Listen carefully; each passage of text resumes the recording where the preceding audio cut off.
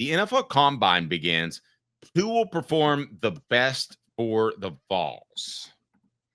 Now, this isn't who's going to gain the most, but this is who's going to perform the best. I think of the group that's going to perform the best for the Vols, believe it or not, Dave, I think Dante Thornton Jr. is going to wow people with his physical attributes if he's fully healthy. Okay. I can roll with that one. I thought you were maybe going to go along the lines of Omar Norman-Lott. I think he's going to perform really well. I think James Pierce is the X factor, isn't he? James Pierce is, yeah, but like, okay, so just so people know, Brew McCoy, Dante Thornton, Dylan Sampson, James Pierce, Omar Norman-Lott, and Elijah Simmons are the 6 going to the Combine. James Pierce is the X factor. I think James Pierce is going to perform well. I do think James Pierce is going to perform well. I don't think his physical stature is going to blow people away. I think James Pierce is somewhat of a guy you got to plug in a bit of tape to see him play. And the Combine tape is not a factor at the Combine. Omar Norman-Lott is going to show flashes in certain areas, but not in others. And so I think that's going to be an issue.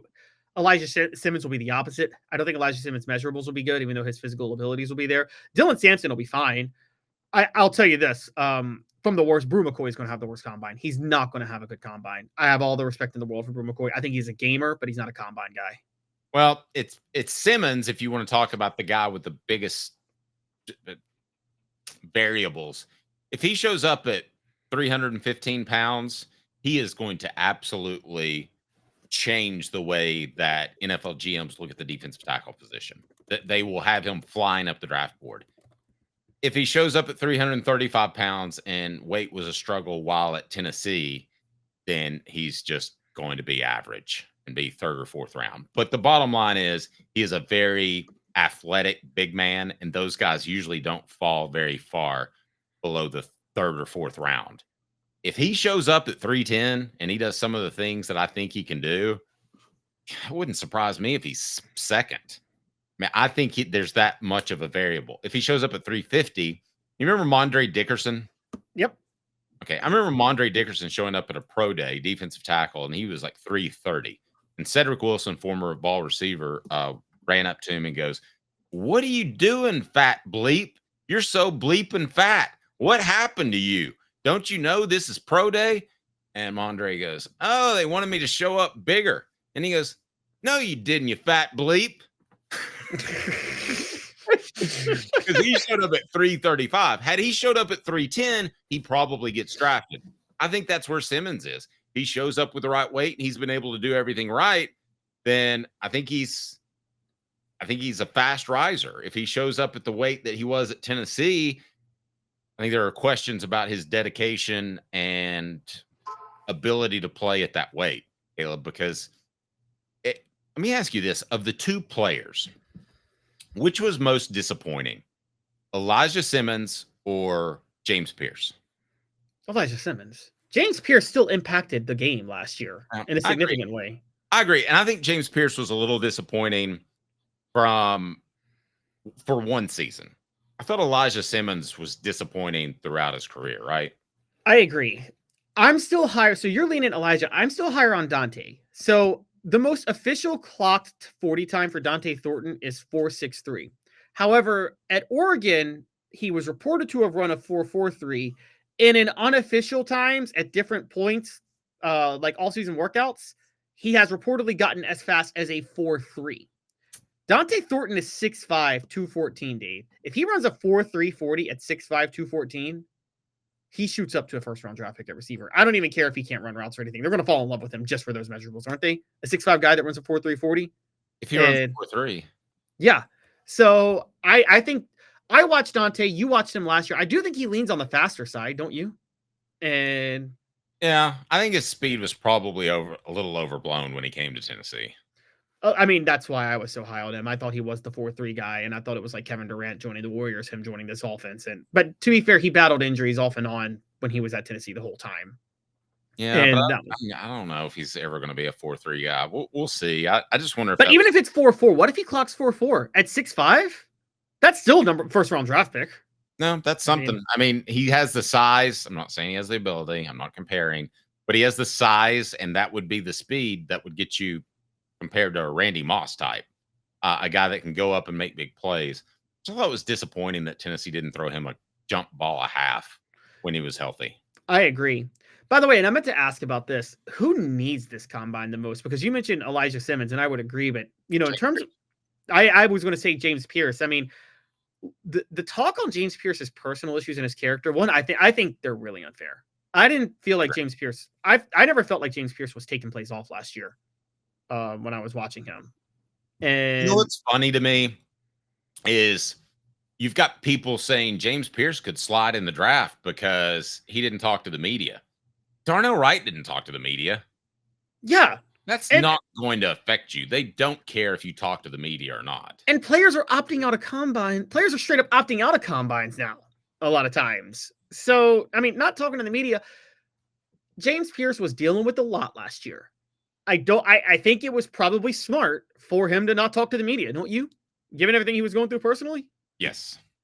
And I can't share all that I know, but I've shared it with Caleb. It's about as bad as it gets. I agree. It is. And so Pierce wants to keep his head down, do his job, and go get paid to do his job in the pros. I don't see anything wrong with that. I mean, like when he's an edge rusher, so we don't have to be a leader of a team. He's kind of the quiet type. So, yeah, he's there to do his job. I got no issue with him saying, I just want to do my job. Bank on It brought to you by Commercial Bank member FDIC. Life made better. I was just there this morning. Do your banking with Commercial Bank. Commercial Bank is your neighborhood bank. What makes us different from other banks? We understand that every customer has unique opportunities, challenges, and financial concerns. We don't expect you to fit into the same box as the next person or business. Whether it's purchasing a home, saving for your child's future, or planning for your next vacation, we're with you every step of the way to navigate life's big decisions. All right, Caleb, a couple of comments from the message board. And Game No Bueno just posted they pulled a hammy. Did Pierce pull a hammy at the combine? You might want to Google on that and see if we can find that. That would be terrible for that young man because that would definitely drop him into the second or third round after being projected as the #1 overall pick. I mean, if you pull a hammy at the combine and you're not able to address it during a pro day that Tennessee will have later on this spring.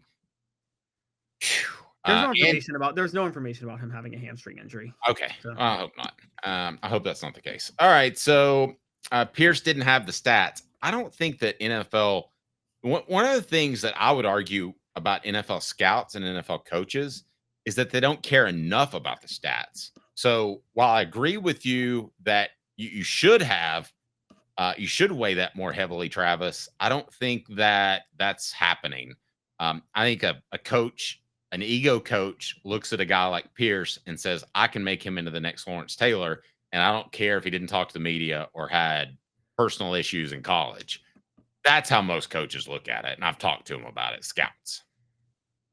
Yeah, no, I mean, I agree. And I think coaches now, I think James Pierce is at a level where these drawbacks aren't really going to hold him back, honestly. Like, it's not like no one has questioned his effort. That's why the personal character thing bothers me. It's not like Jadeveon Clowney, who people did question his effort. And I mean, Steve Spurrier remember when Steve Spurrier kind of accidentally let slip that Jadeveon Clowney was lazy before the draft? And I mean, and he still went #1, but that was so funny because I'm like, Spurrier is the most honest coach of all time. He's not a liar. So was he a disappointment? Oh, yeah. Jadeveon Clowney was a total disappointment. Yeah. You know why? It wasn't because of lazy. It was, I had a really good source at South Carolina tell me that he had serious toe issues. And you think that sounds funny? Oh, you got toe injury? Actually, your middle toe and your big toe are responsible for pushing off. And it's the same thing that ended Deion's career. It's the same thing that ended Heath Schuler's career. When you have a dislocation and possibly a fracture of the socket of your big toe, sorry, there's nothing that medical science can do about that. They can fix an ACL and they can do all this stuff, but they can't reassemble your toe joint. It is so funny you say that because I hate when people say this player did something tough and this player didn't. And it's like, but do you use that muscle? So just to give you an example, I remember Chris Bosh one year missed a game with the blister on his middle finger, which, as you know, Dave, when you shoot the ball, it comes off your middle finger, right? And so he had a bad blister on his middle finger, so he was out of game.